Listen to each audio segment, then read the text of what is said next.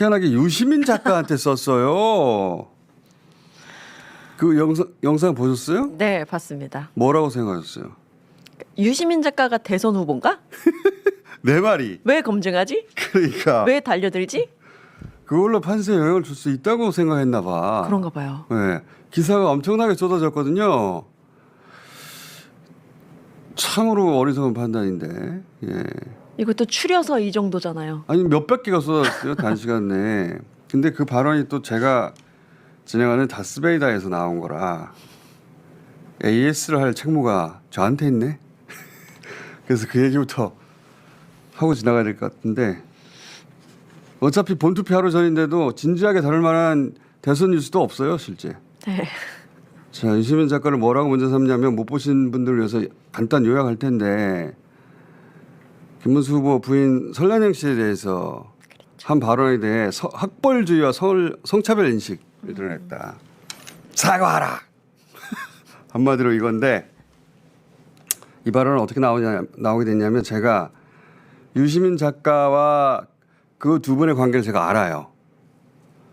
아주 잘 아는 동지였습니다. 어느 정도였냐면 이건 제가 당시 일을 생생하게 기억하는 분으로부터 직접 들었는데 김문수 후보가 손오련 사건으로 네네. 손오련 사건이 몇 년도죠? 1985년이죠.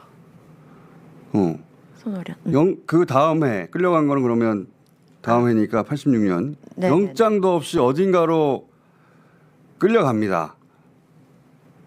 끌려갔을 법한 어디로 간지 모르니까 거여동 보안사 분실과 장안동의 대공 분실 철문 옆에 숨어 있다가 점심시간에 철문 열렸을 거 아니에요?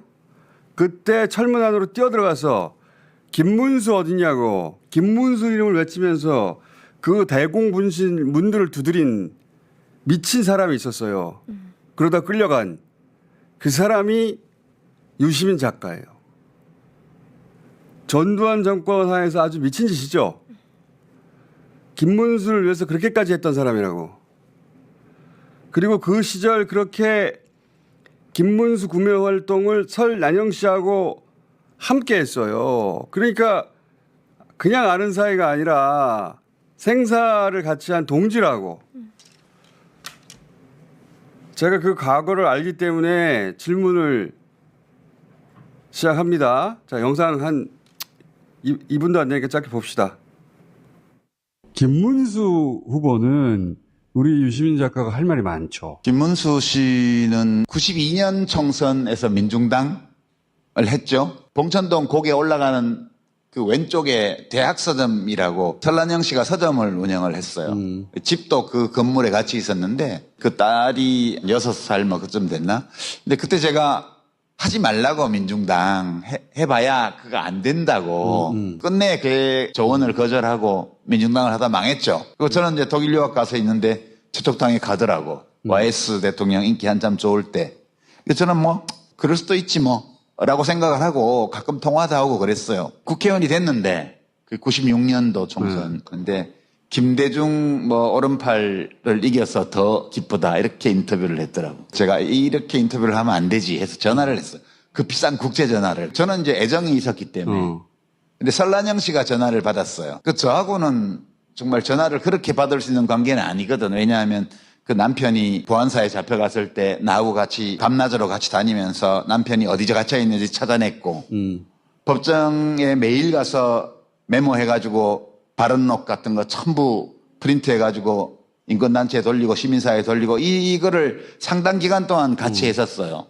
그러니까 농성도 많이 했고 밥도 같이 먹었고. 동지지 동지. 예. 한마디로. 그래서 그렇게 전화를 받으면 안 돼요. 네. 뭐라고 전화를 받았어요? 네. 고맙습니다. 이런 거 있잖아요.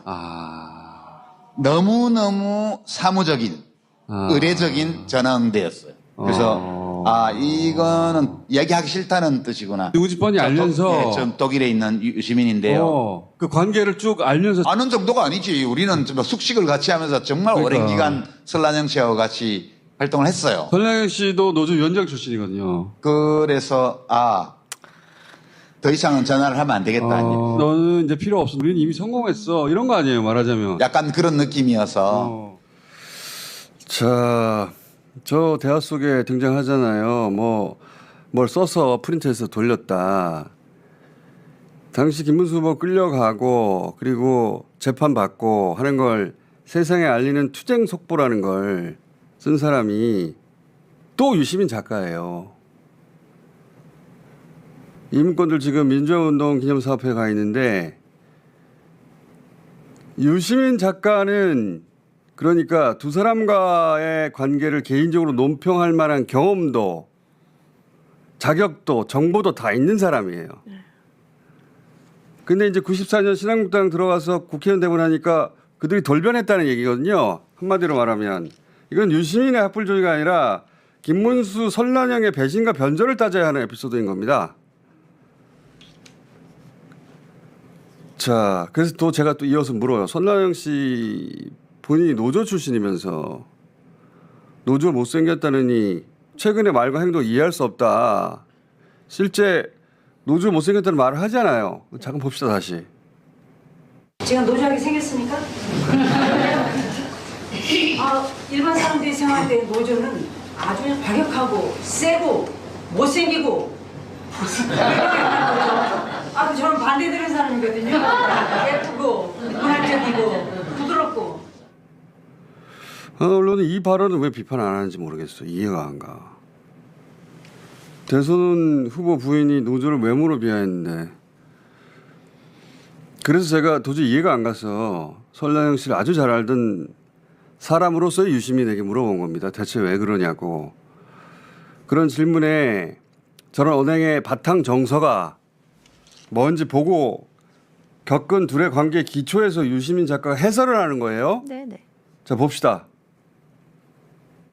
설랑현 씨가 최근에 갑자기 많이 등장하잖아요. 노조를 못생겼다부터 시작해가지고. 설란영 씨는 저는 이해할 수 있어요. 왜 저러는지. 그러니까 네. 유력한 정당의 대통령 후보 배우자가 다른 유력한 후보 배우자를 공개적으로 헐뜯는 이런 말을 하는 것은 저는 처음 봐요. 저도 처음 봐요. 설란영 씨는 그때 구로 20단인가 있던 세진전자라는 그 전자부품회사 노동자 위원장이었어요. 그리고 이제 김문수 씨는 한일 도르코 지금 금속연맹 산하의 거기 노조위원장을 했죠. 그러니까 김문수 씨가 학출 노동자, 대학생 출신 노동자로서 찐 노동자하고 혼인한 거예요. 그러면 그 관계가 어떨지 짐작하실 수 있죠. 김문수 씨는 너무 훌륭한 사람이에요. 설란영 씨가 생각하기에는. 나하고는 균형이 안 맞을 정도로 대단한 사람이에요. 원래부터. 그리고 그렇게 훌륭한 삶을 살았어요. 그런 남자와의 혼인을 통해서 내가 조금 더 고양되었고 그렇게 느낄 수 있겠죠. 자기 남편에 대해서 비판적으로 보기가 어려워요. 이런 조건에서는. 그리고 자기 남편이 감옥 들락날락 하면서 그 뒷바라지 하러 다니고 뭐 구속자 가족으로서 투쟁하고 이렇게 험하게 살다가 국회의원 사모님이 됐잖아. 남편을 더욱 우러러보겠죠. 경기도지사 사모님이 됐어요. 더더욱 우러러보겠죠. 그런데 이제 대통령 후보까지 됐어요. 그러니까 자기 남편에 대해서 비판적 거리를 유지하는 게 되게 어려워요. 그래서 이제 원래 본인이 감당할 수 없는 자리에 온 거예요. 이 유력한 정당의 대통령 후보 배우자라는 자리가 이 설란영 씨의 인생에서는 거기 갈 수 없는 자리예요. 그래서 이 사람이 지금 이렇게 발이 공중에 떠 있어요. 이 영부인이 될 수도 있는 거예요. 그러니까 제정신이 아니다 그런 뜻이죠. 유시민 작가가 노조 출신 설란영은 서울대 출신 김문수를 우러러 봐야지. 그렇게 말했다면 비판받아야죠. 근데 그 말이 아니잖아. 당시 그 소위 학출, 대학생 출신 노동운동하는 사람과 그리고 노조원들 간의 결혼, 지금으로서는 이해하기 어려운데 그게 유행했던 때가 있어요.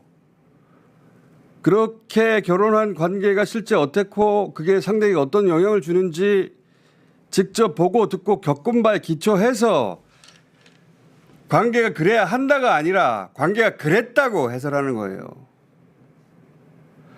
이 문제의식은 유시민 작가뿐만 아니라 저 방송하고 무관하게 김문수, 설란영 동시대 노동운동을 했던 분들이 최근에 이분들이 하는 말을 듣고서 그러니까 70년대 민주노동운동 동지회인가 그런 네네네. 그 시대에 노동운동 했던 분들이 모여서 만든 동지회에서 도저히 거짓말을 못 찾겠다고 기자회견을 한 적이 있어요. 이 기자회견은 언제 했었죠? 지난 그러니까 5월 27일이었습니다. 국회 소통관에서. 얼마 안 됐는데. 네네. 잘 모르실 거예요. 거의 보도를 안 하니까. 이분들을 유일하게 인터뷰한 매체가 이제 뉴스하다라고 인천 경기 기반의 독립 탐사 매체거든요. 거기서만 인터뷰를 했어요. 같은 맥락 이야기가 나옵니다. 이건 유시민 작가하고 전혀 별개로 나온 얘기예요. 당시 설량영 씨가 절친이었다고 하는 한 명이 전 노조위원장이 하는 이야기 잠깐 들어봅시다. 제가 금속연맹 출신이기 때문에 김문수 씨 하는 일도 그렇고 하고 가깝게 지냈습니다. 그 설랑영 씨하고 결혼했을 때 심각했어요. 그때 한참 서울대 나온 놈들이 운동권에서 주름 잡으면서 노동자 출신 여성들하고 결혼하는 게 유행처럼 발생했던 때였습니다. 그때 노동자 출신 설랑영 씨를 결혼하면서 하루는 제가 대학서점이라는 곳에 봉천사회를 갔는데 설랑영 씨가 제가 굉장히 친한 친구였는데 저를 본척만 척하고 동아일보를 펼치고 보는 거예요. 그래서 이상하다고 생각했는데 그걸 보고 나더니 책꽂이에 이제 먼지를 터는 거예요. 그래서 야, 너 뭐해? 나 왔는데. 그랬더니 나 할 일 많어. 동아일보 사설도 봐야 되고 한겨레 신문 사설도 봐야 되고 조선일보 사설도 봐야 되고 일본어까지 공부해야 된다. 이렇게 하는 얘기를 듣고 깜짝 놀랐어요. 근데 김문수 씨는 그때 설랑영 씨가 갖다 준 밥을 서점에 쪽방 안쪽에서 밥을 먹고 있었어요. 그래서 제가 소리 질렀죠. 야! 노동자 출신하고 결혼했으면 있는 그 자체로 존중해야지. 이게 뭐 하는 짓이냐. 그러면서 존중할 수 없는 그런 태도에 대해서 질책하고 돌아섰습니다. 자, 남편 김문수 씨가 자기한테 맞추려면 공부해야 한다고 설랑영 씨를 아마 독촉했나 보고 그래서 절친인 자기가 갔는데도 아는 척도 안 하고 그런 사람하고 가까이 지내지 말라고 했나 보죠. 남편 김문수는 앉아서 따로 밥상을 받아 먹고 있길래 너 그럴 거면 왜 결혼했냐고 욕을 퍼붓고 왔다 이런 일화예요. 네. 자, 이런 이야기가 이분에게서만 나오는 게 아닙니다. 또 다른 한 분 역시 70년대 노동운동 동지의 일원인데 이총각 씨라고 네. 당시 동일방직 노조위원장도 같은 이야기를 합니다. 좀 들어봅시다. 박영진 열사 일축인가 그때가 85년도. 김문수 요즘 어떻게 지내냐 그러니까 요즘은 마음을 못 잡고 있대.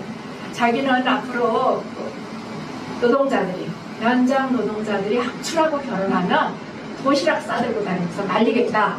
왜? 이유가 뭐냐 그러니까 김문수라는 그 사람이 자기를 아주 인격적으로 너무너무 모욕한다는 거지. 네가 인물이 잘났냐 학벌이 있냐 네가 키가 크냐 네 집안이 좋으냐 그래가지고 자, 이야기는 이어지는데 이 정도면 충분하고요. 박영진 열사 분신이 몇 년도죠?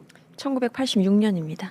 그러면 저때가 87년대를 얘기하는 거예요. 같은 시기인데 그러니까 설랑영 씨가 결혼으로 자신이 고양됐다 생각한다고 그래서 기울어진 관계 속에 있다고 하는 유시민 씨의 표현은 자기가 직접 보고 겪은 것보다 훨씬 우아하게 해설한 겁니다. 이게 왜 유시민을 검증할 일입니까? 김문수 후보가 정말 그랬는지 그런 인식을 가진 분인지 대선 후보니까 맞습니다.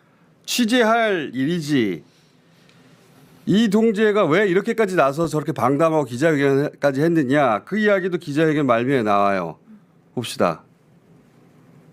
1980년 5월에 금속연맹이 민주화투쟁을 할 때였습니다. 처음으로 산별노조 민주화운동할 때 김문수는 없었습니다. 80년 5월 16일 날 온갖 민주노조들이 전부 모여서 3박 4일 투쟁할 때도 김문수는 흔적도 없었습니다. 중요한 시기에 없었던 김문수. 근데 요새 보니까 너무 기가 막힌 게요. 설랑영 씨가 여성노동자회를 자기가 만들었대요. 이거는 왜곡입니다. 저하고 우리 최순영 동지하고 고 YH 김경숙 열사를 기념하기 위해서 만든 한국여성노동자회를 본인이 만들었다.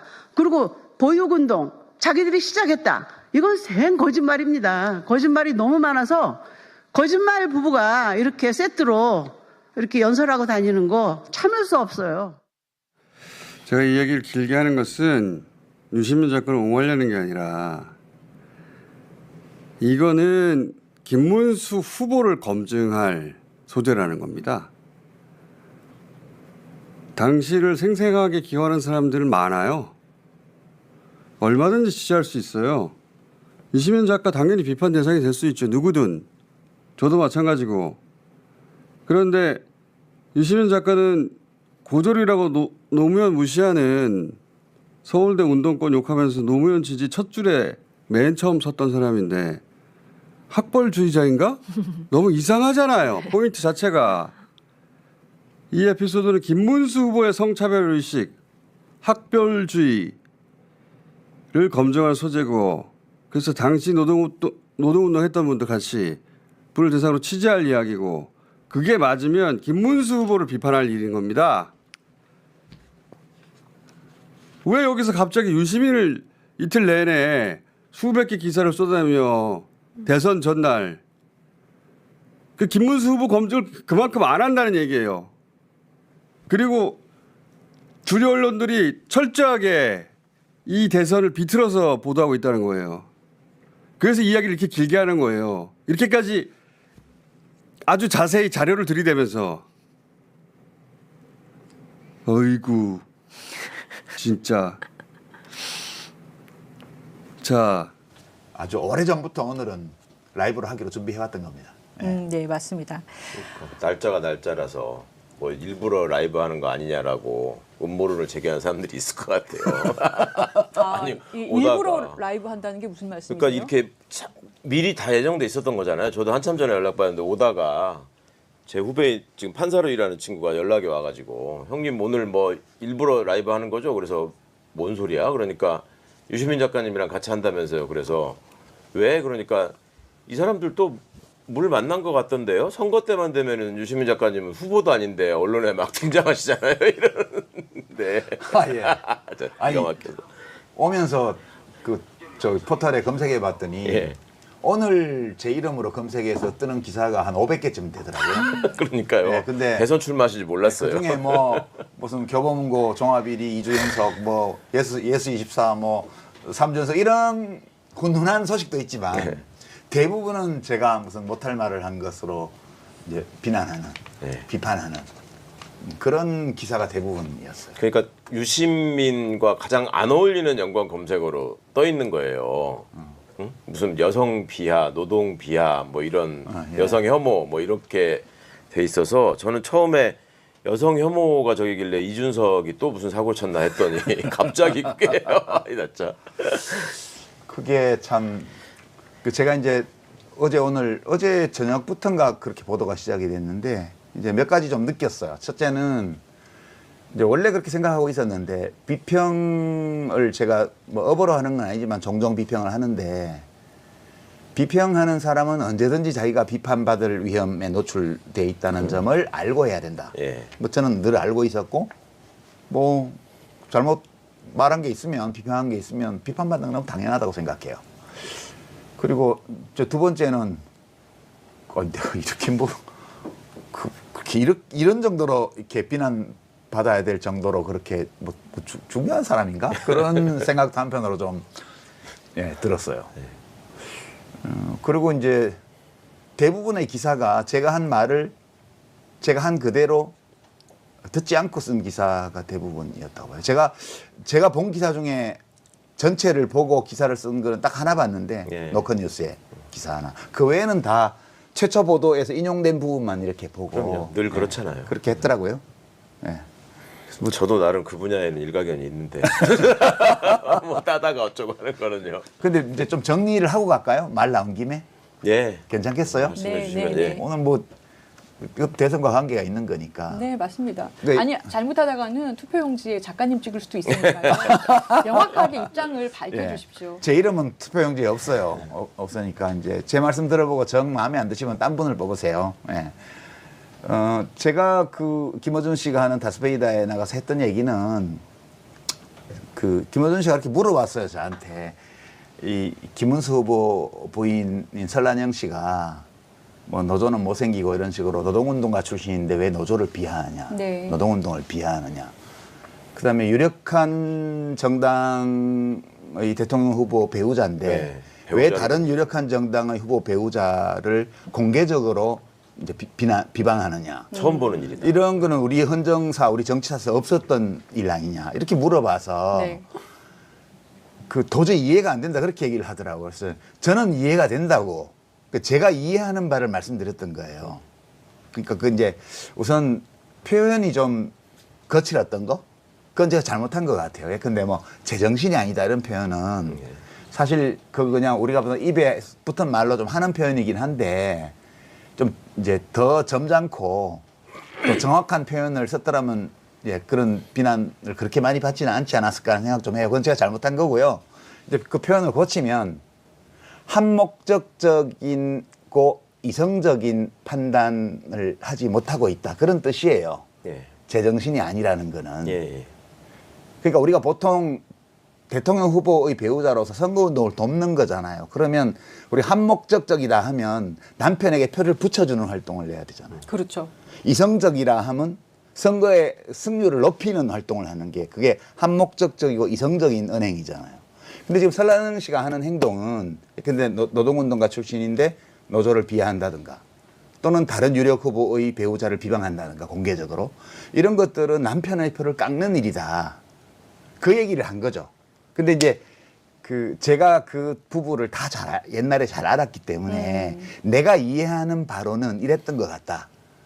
라고 거기 이제 그 우리 기자분들 혹시 이거 보고 계시면 제가 말한 영상을 다 보시라고 중간중간 제가 그렇게 붙여놨거든요. 대학생 출신 노동운동가를 만나서 찐 노동자 설라영 씨가 혼인을 했는데 내가 이 남자와 혼인해서 고향되었다라고 설라영 씨가 느낄 수 있다는 거예요. 그렇죠. 라고 제가 말을 했어요. 예. 어떤 노동자가 소위 명문대학 나온 남자하고 혼인을 하면 신분이 상승한다. 그렇게 말을 한 게 아니고요. 설라영 씨가 그렇게 느꼈을 거라고 저는 봐요. 제가 그분들과 예전에 젊었을 때 오래 교류한 그런 거에 비춰보면. 그리고 이제 그 남편을 이렇게 우러러보기 때문에 부인이 남편을 우러러본다는 건 꼭 나쁜 건 아니잖아요. 우러러보기 때문에 남편이 지금 엄청나게 그 김문수 후보가 이재명 후보를 비방해 왔잖아요. 선거전 전체가 네거티브로 일관되어 왔습니다. 그러니까 뭐 TV 토론에서 모두 발언, 마무리 발언 전부 다 뭐 가짜 검사, 가짜 총각 이러면서 뭐 맥락도 없는 그런 비방들을 쏟아내는 선거운동을 해왔잖아요. 캠페인을. 그렇죠. 그러면 그거를 배우자가 집에서 야당 역할을 좀 해야 돼요. 여보 그렇게 하면 안 돼요. 라고 해야 되는데 그러려면 남편에 대해서 비판적 거리감을 가져야 그런 조언을 해줄 수가 있는데 이렇게 남편을 우러러보는 관계에 있기 때문에 남편에게 대해서 비판적 거리감을 가지고 조언을 해주기 어렵다. 본인도 남편 따라서 해버린다는 거예요. 그러니까 제가 이해하는 설라영 씨가 왜 그러한 은행을 하는지에 대한 제가 이해하는 바 설명을 한 거지. 제가 무슨 계급주의 무슨 여성 비하 노동 비하 그렇게 말을 하지 않았어요. 하지도 않았고 그런 취지로 말한 것도 아니고 그러니까 제가 그렇게 생각한다는 게 아니고 설라영 씨가 그렇게 생각하기 때문에 저렇게 말하고 행동하는 것일 거라고 나는 이해하고 있다. 그렇게 말을 한 거예요. 근데 그러니까 그게 지금 작가님이 생각하시는 거를 말한 것처럼 지금 보도들이 엄청 되고 있어요. 따라쓰기로. 그러니까 이제 기자분들이 그 영상 한번 보시라고 2분밖에 안 돼요. 그 말하는 대목이 한 2분 30초? 그거 보는 게 그렇게 어려운가요? 아니 제가 네. 저는 그 방송을 들었는데요. 그때 라이브로 들은 게 아니라 아침에 그 녹화해놓은 네. 그거를 다시 듣기로 들었는데 뭐 이상하다는 생각 안 했거든요. 근데 갑자기 기사가 났네 어쩌네 하는데 기사는 읽기 싫어서 그냥 SNS에서 어떻게 이게 소비되고 있는가를 보는 게 낫겠다 싶어서 이렇게 봤더니 작가님이 마치 이 사람이 노동자로서 지내다가 서울대 나온 사람을 보니까 뭐 횟가닥 했다 이런 식으로 하신 것처럼 돼 있던데 저는 그게 너무 기가 막혔어요. 그러니까 앞뒤 얘기를 듣고 제가 왜 이게 이상하지 않았냐라고 느꼈냐면은 우리 유 작가님 어법 중에 이제 특이한 게 그 사람 입장에 대해서 한번 생각을 해보면 이해하기가 쉽다. 내재적 접근법. 네, 그 말씀을 윤석열 대통령에 대해서 제가 늘 그렇게 얘기를 했어요. 그러니까 늘 내재적 접근이라고 하면서 하신 말씀이나 그 방식이 있었고 사실은 설란영이라는 분이 저한테도 이름이 이제 이게 기억되기 시작한 게 이분이 아니 제가 노조하게 생겼습니까? 이런 말씀 하시는 부분이 되게 충격적이었고 그것 때문에 많은 분들이 아니 저 부부는 경력 중에서 노동운동을 하신 게 어찌 보면 자랑스러운 경력일 텐데 왜 저렇게 말씀하실까 하는 의문이 있으니까 그거를 김어준 씨가 물어봤고 작가님이 말씀하시는 과정에서 그 두 분을 또 너무너무 잘 아시니까 예전부터 특히 또 그분들이 노동운동할 때는 더더욱 친밀한 관계셨고 그러니까 아니 그 입장에서 내가 봐도 설란영 씨가 저렇게 행동하실 분이 아니라고 생각했었는데 너무나 지금 말도 안 되는 행동을 하고 있다. 네. 근데 굳이 그 입장에 빙의해서 내가 생각을 해보자면 이런 식의 생각을 하면서 그게 다 무뎌져 버린 게 아닐까 하는 일종의 걱정을 말씀하신 건데 그거를 갖다가 유시민은 노동을 비하하고 여성을 비하하고 무슨 뭐 학벌 가지고 뭐 어떻게 했고 그러면서 아니 나는 다 저기 들어봤는데도 이상하더만 뭐 이렇게 써놓는 사람들이 있어요.